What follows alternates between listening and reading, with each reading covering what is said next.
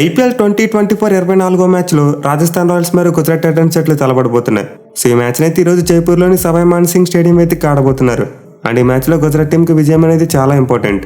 ఎందుకంటే present points టేబుల్లో చూసుకుంటే వాళ్ళు 7వ స్థానంలో ఉన్నారు. మిగిలిన లాస్ట్ మ్యాచ్లో ఒక గెలిచే మ్యాచ్ను ఓడిపోయి ఈ మ్యాచ్లోకి వస్తున్నారు. So Gujarat team play off రేస్లో ముందుకెళ్లాలంటే ఈ మ్యాచ్లో గెలిచి కాస్త స్ట్రాంగ్గా మారాలి. But other end Rajasthan team చూసుకుంటే వాళ్ళు ఆల్రెడీ చాలా స్ట్రాంగ్గా ఉన్నారు. ఆడిన 4 మ్యాచ్లో 4 గెలిచి ఫస్ట్ ప్లేస్లో ఉన్నారు. సో ప్రజెంట్ ఉన్న ఫామ్లో రాజస్థాన్ టీంను వాళ్ళు హోమ్ గ్రౌండ్లో ఉంచడం అంటే చాలా కష్టం. మేలీ ఏడాది గ్రౌండ్లో ఆడిన 3 మ్యాచ్లు కూడా వాళ్ళే గెలిచారు. సో మంచి ఫామ్లో ఉన్న ఆర్ఆర్ టీంను కట్టడి చేయడానికి జీటీ టీం ఖచ్చితంగా పెద్ద పోటీ పెట్టాలి. లేకపోతే రాజస్థాన్ టీం యొక్క స్ట్రీక్ని ఎండ్ చేయడం వాళ్ళ వల్ల కాదు. బట్ ఎనిమిది 2 జట్ల మధ్య ఫాస్ట్ కట్ చూసుకుంటే మాత్రం గుజరాత్ వాళ్ళకి మంచి అడ్వాంటేజ్ ఉంది. మొత్తం 2 జట్లు 5 మ్యాచ్లో తలబడితే ఒక్క మ్యాచ్లో మాత్రం ఆర్ఆర్ టీం గెలిచింది. 4 మ్యాచ్లో జీటీ వాళ్ళే గెలిచారు. మేలీ ఐపీఎల్ 2022 ఫైనల్ ఇప్పటికీ అందరికీ గుర్తుండే ఉంటుంది. ఆ ఫైనల్లో గుజరాత్ టీం రాజస్థాన్ టీం ఓడించి కప్పు గెలిచారు. సో ఏడాది నుండి చూసుకుంటే జీటీ టీం ఎప్పుడు కూడా ఆర్ఆర్ టీంని డామినేట్ చేస్తూ వచ్చింది. కేవలం లాస్ట్ ఇయర్ మాత్రమే ఒక మ్యాచ్లో ఓడిపోయారు. బట్ అంతకుముందు 4 మ్యాచ్లో కూడా గుజరాత్ వాళ్ళే గెలిచారు.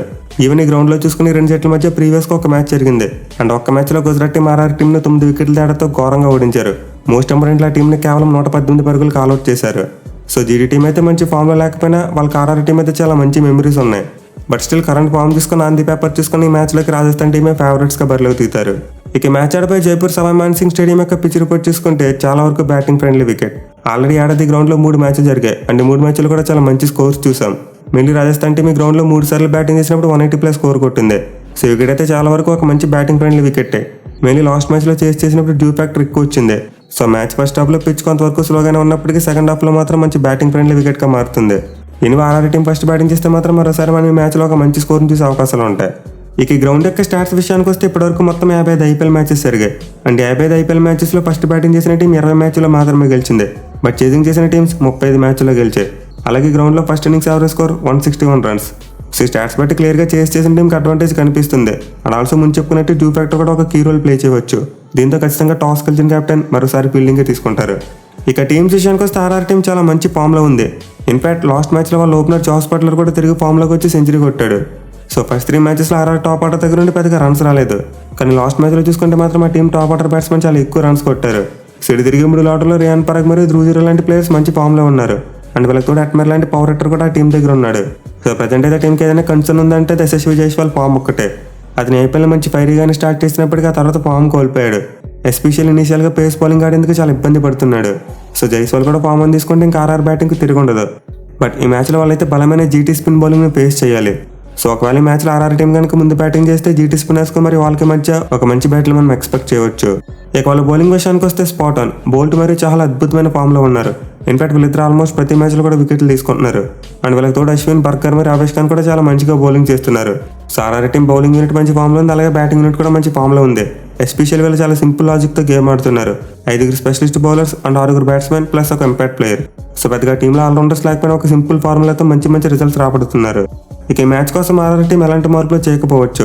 లాస్ట్ మ్యాచ్లో వాళ్ళు ఏ ప్లేయింగ్ లోన్తో వచ్చారు అదే ప్లేయింగ్ లోన్ ఈ మ్యాచ్లో కూడా కంటిన్యూ అవకాశాలు ఎక్కువగా ఉన్నాయి. ఇక గుజరాత్ టీం విషయానికి వస్తే వాళ్ళు అయితే under the pump. Mealy David Miller injury కారణంగా తప్పుకోవడంతో వాళ్ళ మిడిల్ ఆర్డర్ చాలా షేకీగా కనిపిస్తుంది. అలాగే బౌలింగ్ యూనిట్ చూసుకున్న కొంతవరకు ఆన్ అండ్ ఆఫ్ పెర్ఫార్మెన్స్ ఇస్తున్నారు.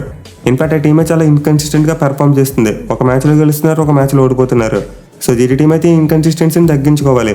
ఎస్పెషల్లీ వాళ్ళ మిడిల్ ఆర్డర్ బ్యాట్స్మెన్ మంచి ఫామ్లోకి రావాలి. సో వాళ్ళైతే టాప్ ఆర్డర్ బ్యాట్స్మెన్ అని గిల్ మరియు సుదర్శన్ మీద ఎక్కువగా డిపెండ్ అవుతున్నారు. ఆ తర్వాత చూసుకుంటే ఎవరు సరిగ్గా రన్స్ కొడతలేదు.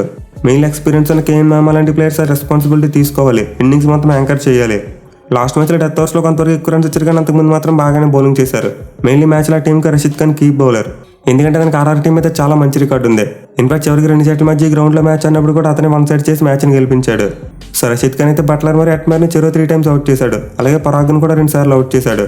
ఈవెన్ సంజు శాంసన్ కూడా ఒకసారి అవుట్ చేశాడు. అలాగే కొంతవరకు స్ట్రైక్ రేట్ విషయంలో సైలెంట్ పెట్టాడు. సో పర్సనల్ మ్యాచ్లో అయితే రషీద్ ఖాన్ చాలా కీ రోల్ ప్లే చేయబోతున్నాడు. అలాగే నూర్ అహ్మద్ కూడా లాస్ట్ టైం ఆర్ఆర్ టీం అయితే చాలా మంచి బౌలింగ్ చేశాడు. సో జీటీ టీం మ్యాచ్లు గెలవాలంటే వాళ్ళ స్పిన్ అటాక్ మంచి పెర్ఫార్మెన్స్ ఇవ్వాలి. ఇక పేస్ అటాక్లో చూసుకుంటే ఎక్కువగా మోహిత్ శర్మ మీద డిపెండ్ అవుతున్నారు. లాస్ట్ మ్యాచ్లో అతను ఫెయిల్ అయ్యాడు, మొత్తం కంప్ అయిపోయింది. సో అతనితో పాటు ఉమేష్ యాదవ్, స్పెన్సర్ జాన్సన్ మరియు దర్శన్ నల్కండే ఈ ముగ్గురు కూడా కొంతవరకు మంచిగా బౌలింగ్ చేయాలి. మెయిన్లీ స్పెన్సర్ లాంటి ఒక లెఫ్ట్ ఆర్మ్ పేస్ బౌలర్ ఈ మ్యాచ్లో కీ రోల్ ప్లే చేయగలడు. సో జీటీ టీం అయితే బౌలింగ్ విషయంలో ఎలాంటి మార్పులు చేయదు. బట్ బ్యాటింగ్ విషయానికి వస్తే మాత్రం ఒక 3 మార్పులు చేసే అవకాశాలు కనిపిస్తున్నాయి. అదేంటంటే కేఎన్ మామన్ పక్కన పెట్టి మ్యాచ్ జీవన్ని వికెట్ కీపర్గా తీసుకోవచ్చు. అండ్ ఇదే కనుక చేస్తే వాళ్ళు బీఆర్ శరత్ ప్లేస్లో అభినవ్ మనోహర్ని తీసుకుంటారు. అలాగే స్ట్రగుల్ అవుతున్న విజయ్ శంకర్ ప్లేస్లో షారుఖ్ ఖాన్ కూడా ఆడించే అవకాశాలు ఎక్కువగా ఉన్నాయి. సో జీటీ టీంలో నేనైతే 3 మార్కులు ఎక్స్పెక్ట్ చేస్తున్నా. ఇక ముందు చెప్పుకున్నట్టు ఈ మ్యాచ్లో మెయిన్ బ్యాట్ అయితే జీటీ స్పిన్నర్స్ మరి ఆర్ఆర్ బ్యాట్స్మెన్ మ్యాచ్ ఉండబోతుంది. అలాగే Gujarat middle order batsmen RR spin bowling ఎలా ఫేస్ చేస్తారనేది కూడా చాలా ఇంట్రెస్టింగ్ ఉండబోతుంది. మెయిన్లీ చాహల్కు గిల్ మీద చాలా మంచి రికార్డు ఉంది. అతను ఇప్పటివరకు 2 times అవుట్ చేశాడు. సో డెఫినెట్లీ మ్యాచ్లో అయితే ఆన్ ది పేపర్ చూసుకున్న ఫామ్ ప్రకారం చూసుకున్న ఆర్ఆర్ వాళ్ళు స్ట్రాంగ్గా కనిపిస్తున్నారు అండ్ వాళ్ళకి గెలిచే ఛాన్సెస్ ఎక్కువగా ఉన్నాయి.